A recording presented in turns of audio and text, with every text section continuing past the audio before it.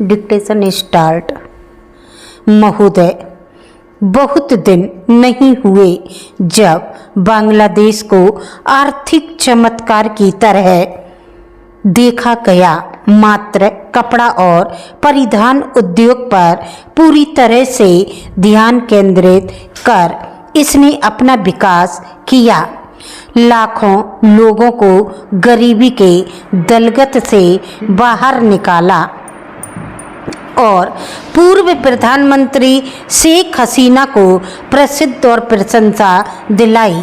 उल्लेखनीय है कि बांग्लादेश में आर्थिक सुधार 1970 के दशक में शुरू हुआ था और वस्त्र उद्योग दशकों से देश की अर्थव्यवस्था के केंद्र में रहा।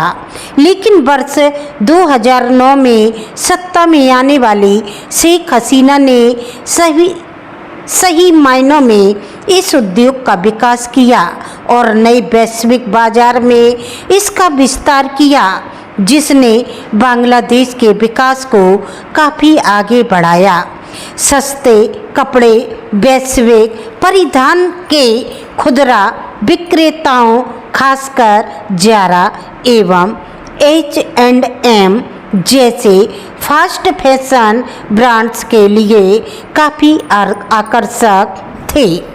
साथ ही सस्ते परिधानों की बढ़ती मांग ने लाखों लोगों, खासकर महिलाओं के लिए आजीविका का सृजन किया और उनके जीवन स्तर को बदल दिया।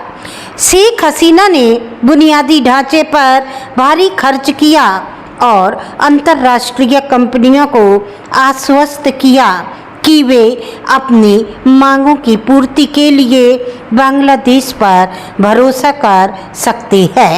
इंटरनेशनल क्राइसिस ग्रुप में बांग्लादेश संबंधी सलाहकार थॉमस कीन ने कहा, प्रधानमंत्री के रूप में शेख हसीना बांग्लादेश में स्थिरता का एक ऐसा स्तर लेकर आई जो विदेशी निवेशकों के लिए आकर्षक था।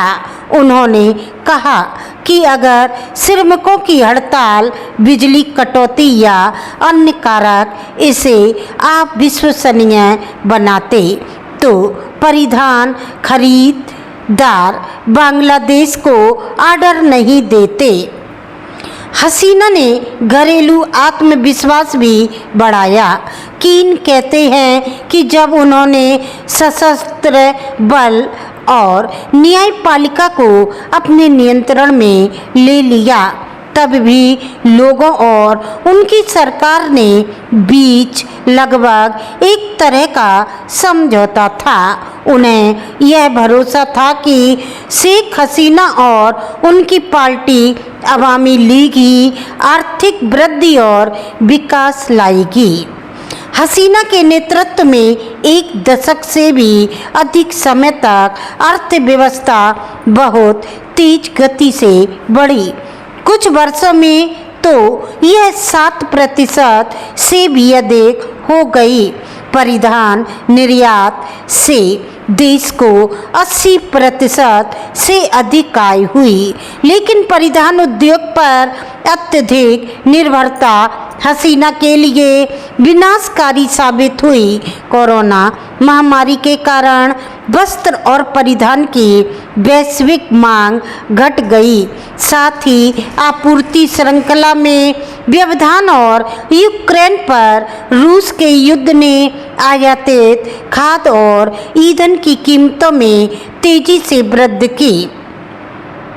अर्थव्यवस्था में कम विविधता के चलते बांग्लादेश बिलों का भुगतान करने के लिए अन्य उद्योगों से पर्याप्त राजस्व हासिल करने में असमर्थ था। इसके अलावा महंगाई बढ़ने पर उसे नियंत्रित करने में हसीना सरकार विफल रही। अपनी कमजोर मुद्रा को सहारा देने की कोशिश में बांग्लादेश ने अपनी विदेशी मुद्रा भंडार को खर्च कर दिया, जो इतना कम हो गया कि 2022 में उसे अंतर्राष्ट्रीय मुद्रा कोष से कर्ज लेना पड़ा। आपको डिक्टेशन अच्छी लगे तो आप लाइक करें, सब्सक्राइब करें। That's all.